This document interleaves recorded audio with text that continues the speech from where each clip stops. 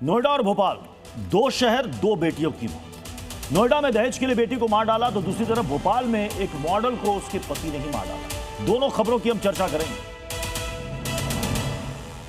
भोपाल की बात करते हैं। ट्विशा शर्मा की मौत पर परिवार वाले मांग कर रहे हैं कि जब तक न्याय नहीं होगा पोस्टमार्टम की इजाजत नहीं मिलेगी।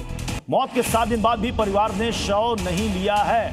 ट्विशा के पोस्टमार्टम से ट्विशा ने जो पोस्ट किया था, कई सारे सवाल उठे। इंस्टाग्राम चैट सामने आया जिसमें लिखा है कि मैं फंस गई हूं, बस तुम मत फंसना, ज्यादा बात नहीं कर सकती, सही समय आने पर मैं फोन करूंगी। ये ट्विशा ने अपनी दोस्त को ये लिखा था।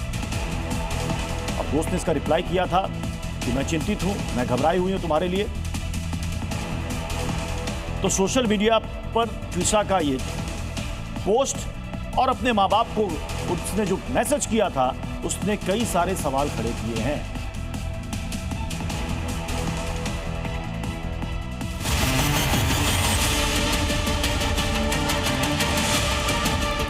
दिसंबर 2025 में जिस ट्विशा शर्मा ने बड़े अरमानों के साथ भोपाल के वकील समर्थ सिंह से शादी की थी, उसे क्या पता था कि महज 5 महीने में उसकी जिंदगी का ऐसा दर्दनाक अंत होगा। 12 मई को भोपाल के एक पॉश इलाके में ट्विशा की लाश फंदे से लटकती मिली। ससुराल वाले इसे खुदकुशी का नाम देते रहे, लेकिन नोएडा और दिल्ली से भागे भागे आए ट्विशा के घर वालों का आरोप है कि उनकी बेटी को दहेज के लिए और मानसिक शारीरिक रूप से प्रताड़ित कर मार दिया गया। कुछ भी बोल रहा है, उसको कुछ भी बोला है, सबके सामने सीधा बन रहा है। एसआईटी सुप्रीम कोर्ट के अंडर फेयर इन्वेस्टिगेशन हो, मेरी बेटी का केस दिल्ली में ट्रांसफर हो और दोबारा से पोस्टमार्टम हो उसका, और समर सिंह अभी तक गिरफ्तार नहीं हुआ, उसको गिरफ्तार किया जाएगा। आरोप सीधे एक रसूखदार परिवार पर। ट्विशा की सास गिरिबाला सिंह कोई आम महिला नहीं बल्कि एक रिटायर्ड जज है, और शायद यही वजह है कि केस दर्ज होने में महज 18 घंटे के भीतर पूर्व जज सास को उम्र और रसूख का हवाला देकर अग्रिम जमानत भी मिल गई। इसी बात से भड़का ट्विशा का परिवार पिछले कई दिनों से भोपाल की सड़कों पर भटक रहा। नौबत यहां तक आ गई है कि इंसाफ के लिए पूरा परिवार मुख्यमंत्री मोहन यादव के बंगले के बाहर धरने पर बैठ गया। जैसे जैसे घड़ी की सुइयां आगे बढ़ रही हैं, इस मामले में सस्पेंस और ज्यादा गहराता जा रहा है। ट्विशा की पोस्टमार्टम रिपोर्ट सामने आई और इस रिपोर्ट ने खुदकुशी के दावे पर बड़े सवाल खड़े कर दिए हैं। हालांकि रिपोर्ट में मौत की वजह फांसी बताई गई, लेकिन शरीर पर मल्टीपल इंजरीज यानी कि कई चोटों के निशान का भी जिक्र है। सवाल उठता है कि अगर ट्विशा ने सिर्फ सुसाइड किया तो शरीर पर ये चोट के निशान कहां से आ गए? क्या फंदे पर लटकने से पहले उसके साथ किसी ने मारपीट की थी?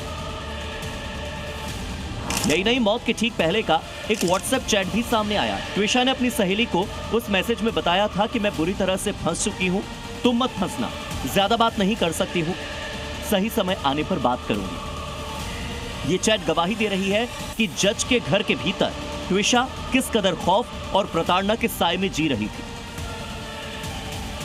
आज ट्विशा की मौत को 7 दिन पूरे हो चुके हैं। हिंदू रीति रिवाजों में मौत के तुरंत बाद अंतिम संस्कार कर दिया जाता है, लेकिन यहाँ एक बेबस परिवार अपनी बेटी की लाश को भोपाल एम्स के शवगृह में छोड़कर सड़कों पर लड़ने के लिए मजबूर। वही मतलब एक ऐसा ही आश्वासन दिया कि काफ़ी चीज़ें जो जुरिडिक्शन की है वो हमारे हाथ में नहीं है, कंट्रोल में नहीं है सारी चीज़ें। तो जुरिडिक्शन अपना काम करता है, फलाना काम करता है। एक काफ़ी लिमिटेशंस हैं दिखने को मिली हैं, जैसा हम कह रहे हैं कि ये एक ऐसा मामला है कि जिसमें प्रशासन जो है एक उन लोगों के नीचे है जिसका नाम है जुरिडिक्शन। इधर आरोपों के घेरे में घिरे ट्विशा के पति समर्थ सिंह की अग्रिम जमानत याचिका पर कोर्ट में सुनवाई हुई। शहर का कोई भी वकील ट्विशा शर्मा के परिवार का केस लड़ने को ही तैयार नहीं। इसके बाद मामला और भी ज्यादा पेचीदा हो गया। ट्विशा शर्मा एक मॉडल, अभिनेत्री और कंटेंट क्रिएटर थी, जिन्हें 2012 में मिस पुणे का ताज पहनाया गया था। ट्विशा नोएडा की रहने वाली थी और उन्होंने मगुरु मोनागालू और जरा संभल के जैसी कई फिल्मों में काम किया। ट्विशा को इंसाफ दिलाने के लिए अब आम जनता सड़कों पर उतर आई है। देश के अलग अलग शहरों में मॉडल ट्विशा के लिए कैंडल मार्च निकाला जा रहा है और लोग हाथों में पोस्टर और बैनर थामे इंसाफ की मांग कर रहे हैं। शरीर पर चोट के निशान, खौफनाक व्हाट्सएप चैट, और महज 18 घंटे में आरोपी सास को मिली जमानत। ये तमाम कड़ियां इस बात की तरफ इशारा कर रही हैं कि दाल में कुछ काला नहीं, बल्कि पूरी की पूरी दाल ही काली है। सवाल ये कि क्या ट्विशा ने सच में सुसाइड ही किया था, या फिर डिप्रेशन और प्रताड़ना के नाम पर इस पूरी वारदात को सुसाइड का नाम दिया जा रहा है। सवाल ये भी कि क्या जज के रसूखदार बेटे ने इस खौफनाक हत्याकांड को अंजाम दिया? क्या एक पूर्व मॉडल को सिर्फ इसीलिए न्याय नहीं मिलेगा क्योंकि उसका ससुराल कानून की बारीकियों को अच्छे से जानता है? सीएम निवास के बाहर बिलखते इस परिवार की चीखें क्या भोपाल से दिल्ली तक पहुंच पाएंगी? क्या ट्विशा को इंसाफ मिलेगा? क्या रसूख की ये जंग ये परिवार जीत पाएगा? ब्यूरो रिपोर्ट, जी मीडिया।